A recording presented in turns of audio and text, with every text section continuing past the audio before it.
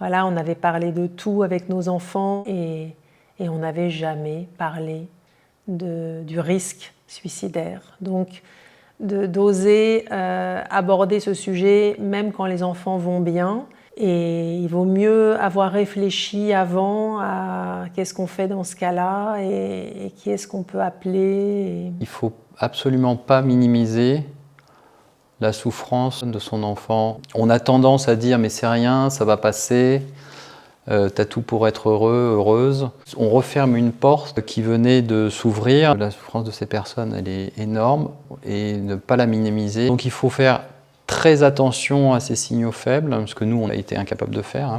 Prendre ça très au sérieux et il faut donner des ressources à l'enfant ou à la personne avec qui on parle. Ça peut être un psychologue, il faudrait mieux que ce soit un psychiatre.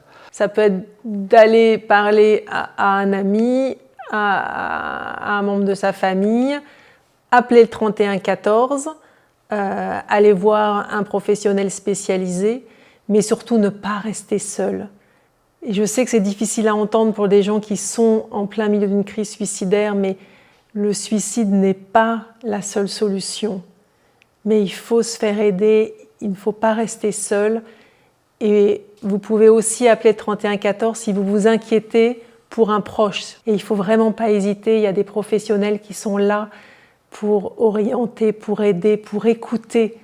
Et ne pas hésiter à poser la question, est-ce que tu as déjà pensé à mettre fin à ta vie ? Juste cette question-là, elle peut apaiser, ouvrir le dialogue.